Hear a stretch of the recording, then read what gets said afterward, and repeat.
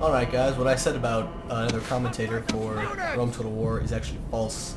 I'm not going to have another commentator. I couldn't find anybody to do the commentary, so I'm just going to do it on my own.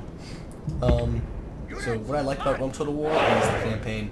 At first I was going to list it as one of my least favorite Total Wars, but that's when I actually really started playing the campaign. The campaign, I think, was one of the best, just because of the time period. The time period really makes the game one of the best games in history, or best RTS games rather. It was voted one of the best PC games recently, like number 4 out of all of them. And it was the only Total War game that reached the top 100 of those games, so that's quite an accomplishment, I think. So, but I was quite at odds with that view. A few days ago, I recorded the first part of this video a few days ago. I just couldn't find time to record it in the last few days, so this is a few days later from when I recorded Shogun 2 Fall of the Samurai, that part. So what I liked about this game is pretty much just the campaign. Online I thought was pretty much just crap, because I mean, what can I say?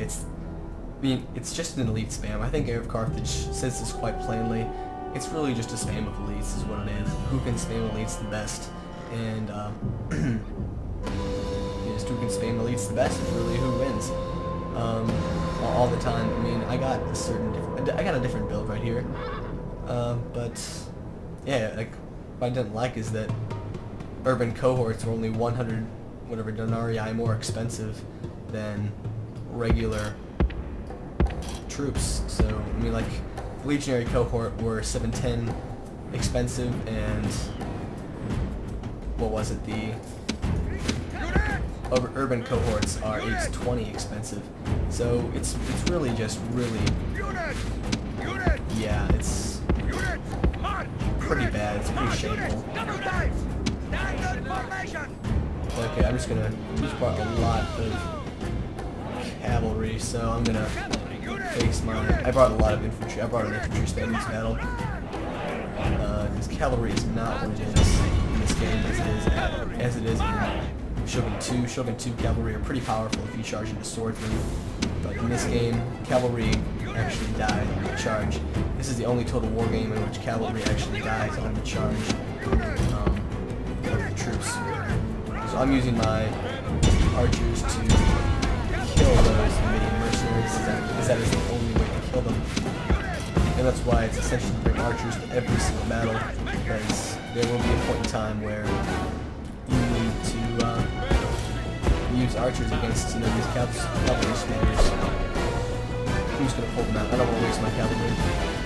Do you have any archers? It does not look like that. So, like I said, my favorite thing about this game is the campaign, by far. The campaign really made the game what it was. The campaign really made it worth buying. I hate to say this, but this is one of the best campaigns in Total War. The Napoleon campaign, like I said, I didn't really think too much of the Napoleon campaign. As you know, it is the worst campaign game by far.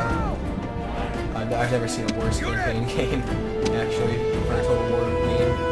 But Rome Total War was the first Total War that was like recognized legitimately as a good Total War, and that was because of the campaign. Online, it's pretty much terrible. It's just, it only is what it is. Napoleon Total War Online Rome Total War Online is only what it is right now because the campaign game. I mean, Rome Total War Online would never have existed if it was just an online game. It's so cheap and unfair. Charge my rear here. It's just such a cheap game online. These urbans are just overpowering.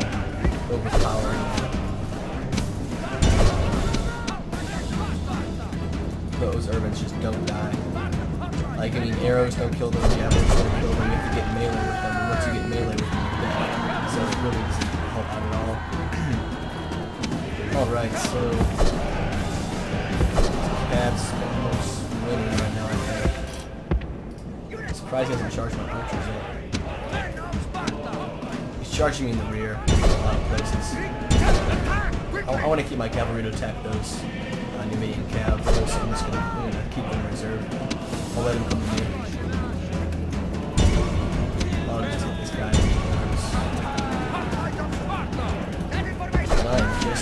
I'm okay with you attacking my infantry. They will just delete this guy. There he goes, one of them's routing. And there goes all of the sacred band cap.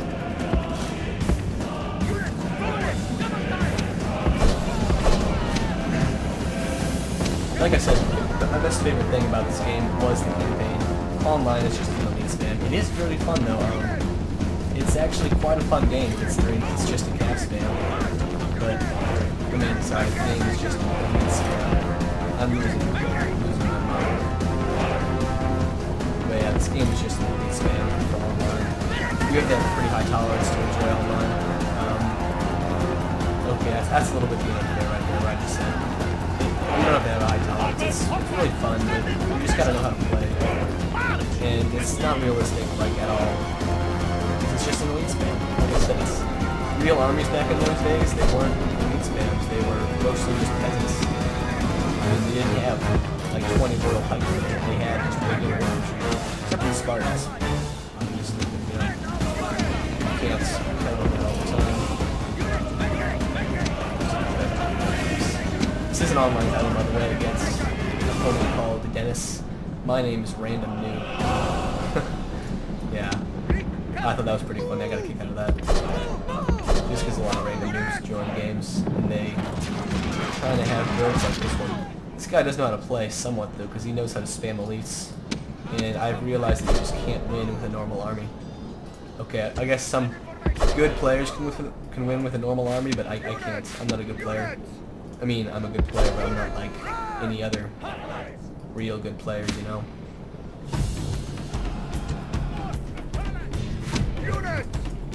Uh-oh, he's charging me over here. That's never good.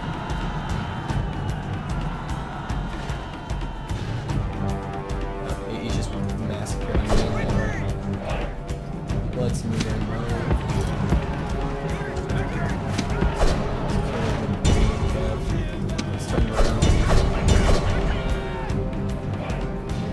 They're not going to lose to light cav. Hopefully. Charge. Hopefully those cav come back. But yeah, my favorite thing about this game is the campaign.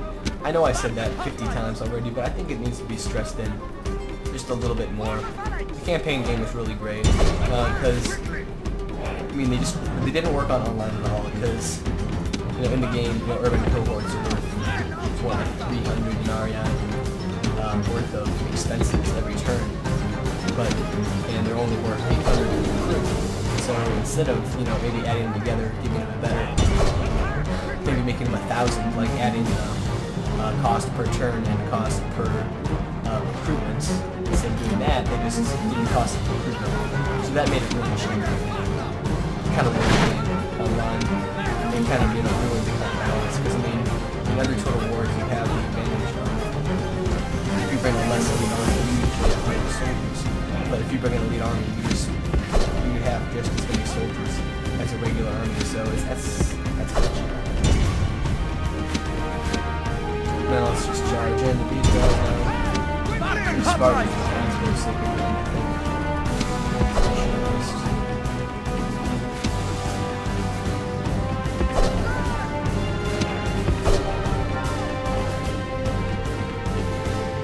Yeah, if you're gonna buy this game, it's gonna be mostly for just the campaign gameplay. Online gameplay, it's mediocre. I know that most people love Total Online, but it's really nothing special. It's, if you want to play online, the best online gameplay I think is Napoleon 24 and Empire Total War. Gods be praised! This player, victory surely their work, not that of mortals like us. Go through the kind of the campaign map features. Alright, here I am on the campaign map. I'm not going to be doing any campaign gameplay. This is just the campaign I've been playing for the last couple days. I played as the Julii, obviously. And here's the few features that I loved. I loved how you could just upgrade all your settlements, and I guess you have that in every single Total War. But you know, all this, I just loved how you can build the units, different buildings. Like I said, you can do that in every single Total War. But I liked how you can do it one at a time. That's also one of my least favorite features, but I also like it also because it kind of it stops you from I don't know, like wasting all your money on one settlement, I guess. But it's not realistic because you should be able to build more than one thing in a settlement at a time. So I guess that's a good and bad feature. One thing I didn't like is you can only train one unit at a time. So if there's a big army coming down, whatever, from Britannia, and I need an army really quickly, I can't get it really quickly. I have to, if I want a big army really quick, I need to have like 4 settlements all together with urban barracks, which is what I got. I got I can train Praetorian cohort in every single one of these cities. So if I see an army coming down from this region right here, I can just train about 5 to 10 urban cohorts in 10 turns. Or no, sorry, 4 turns. So that's a relatively quick time. Or I can just get a whole bunch of legionary cohorts. So then I could get probably 5 legionary cohorts in 5 turns. I meant 1 turn, sorry. Like I said, my mind's kind of going bad. I don't know what's going on. But yeah, that's one of my least favorite features, was the 1 unit per turn kind of thing. But one of my other least favorite features was here, I'll show you. It's the distance to capital. That's one of the most cheapest things ever. It's like 35% bad public order just because you're far away from the capital. I hated that feature because, for one thing, in other campaign games you have an empire from, say, Britannia all the way up here to Egypt. And so if you're going to want a capital right in the middle, you're probably going to go for Rome. But either way, with massive empire, you can't have a city without massive, on both sides of the scale, with massive distance to capital, terrible public order. I mean, even if you have full stack garrison and you build them tons of stuff to keep them happy, you know, tons of temples and all that crap, like they'll have like 150 minus public order points just because they're far away from the capital, and they rebel, and no matter how many times you put them down, they'll just keep rebelling because they're far away from the capital. That was one of my least favorite features. I hated that feature. That was one of my, I don't even want to go into it again. I hated it. However, it does have really good campaign gameplay. I love how all the factions fight so much differently. It's a memory of Napoleon Total War for me, because Napoleon Total War was one of my favorite Total Wars because of how differently all the different factions played. But in this game, you know, Gauls fought very differently from Romans, and Romans fought very differently from Greeks, and people like the Scythians fight a lot more different from everybody. It's just really interesting. I love the different types of gameplay and how different factions fight, their kind of fighting style, how you get around them. Like if you're going to bring Scythia, you need a lot of archers, or else you're not going to be able to match up to those horse archers. So it's just fighting different people and learning their tactics, and just playing is just, the gameplay is amazing. I love that, and this is why I'm taking a little more time for Rome 2. And obviously they're going to implement the kind of things they had in, you know, other Total Wars, like they had in, what do you call it, you know, Empire, Napoleon, and Shogun 2. They had, you can build multiple buildings at a time, and you can build multiple units at a time based on how big your city is. So I'm sure they're going to implement that. That'd be stupid not to implement that. But just keep the really diverse feature. Shogun 2 was a good game for that kind of online gameplay because, you know, every faction pretty much fought the same way. And I can see why they would, you know, put how they would have that kind of online gameplay, because every faction fought so similarly.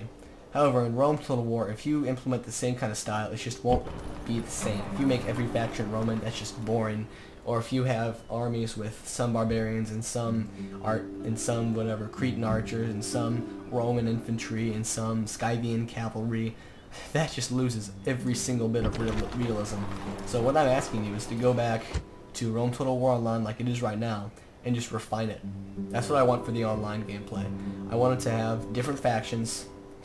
I like free-for-all too. They should put back free-for-all into Total War Online, because it kind of lost it after Medieval 2.